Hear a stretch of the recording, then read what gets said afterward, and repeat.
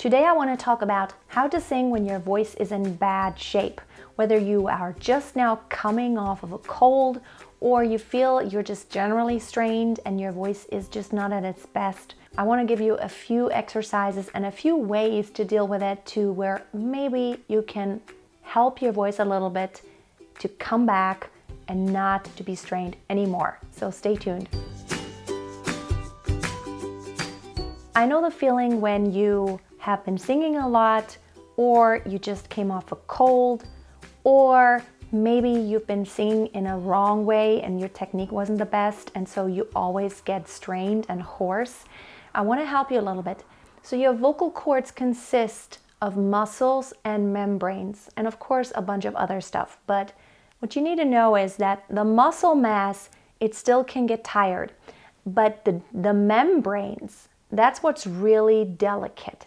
It can get damaged. You can get nodules and other things that are wrong with the membranes to where they cannot close properly, and then there's this gap or there's a little nodule, and so it doesn't create a clean frequency and a clean pitch anymore. Just to make sure everything is okay with your vocal cords, you don't actually have something physiologically wrong with them, I would urge you to get checked out by an ear, nose, and throat specialist, especially someone who really knows about vocal folds. Having said that, let's just say nothing is really wrong with your vocal folds, but you get strained and hoarse, or maybe you're just in bad shape. You feel like you don't have a clear voice and you just don't know where it's gone. I would urge you to really slowly massage your voice, since it does consist also of a muscle. It is important to slowly come back. When you tore a muscle or you overdid it and you're sore, you wouldn't get the idea the next day, let's just try the same thing again that made it sore. And let's just try the same thing again that just pulled the muscle. You wouldn't want to try the same thing again. What you would want to try to do is to come back slow, to stretch, to warm up, and that's really important. And the way you do that is, number one, make sure you don't have excessive breathiness. That'll kill you because it does create a lot of friction and strain on the vocal folds. So what I do when I come back off from a cold or I've been singing a lot and I'm tense and tight, I just start low to mid voice humming.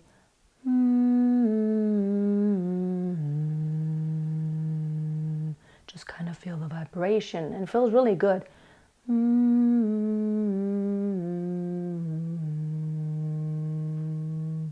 Try to go as low as you can, just kind of feel the vibration. The reason why I'm doing it on an with closed lips is that it really minimizes the risk of me blowing too much air through my vocal folds. I want to relax, okay? I don't want to push too much.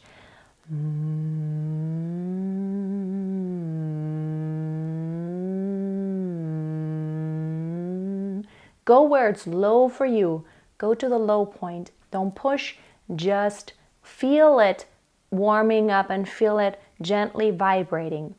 After you've done that, you can take it higher just a little bit.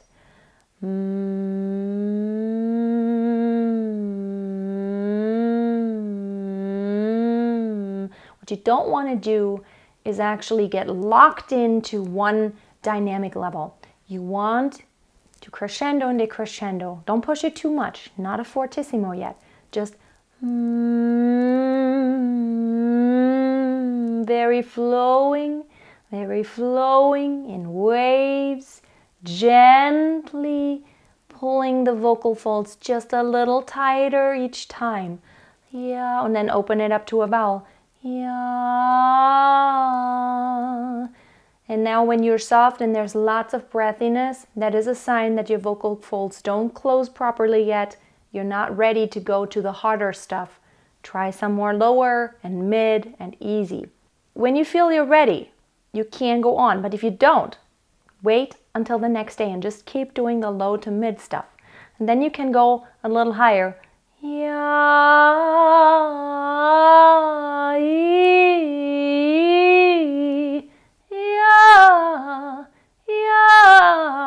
I'm actually a little strained right now too, so that is a really good exercise for me. And then I try head voice and see how that works. The head voice was really indicative.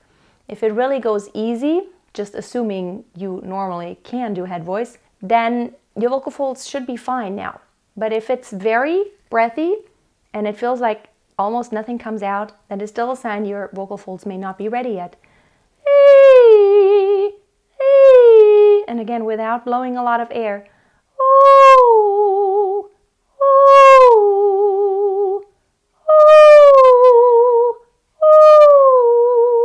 What you want to do is just take it easy, make little, just kind of dip your toe in the water and just make short phrases. And you want to feel where you're at. When I start using head voice, that's when I usually feel like my voice gets warmed up so much better, because I'm closing them a little bit more tightly without actually straining and pushing too much. And then you slowly increase intensity. I can get a little bit louder. And then you go into head voice.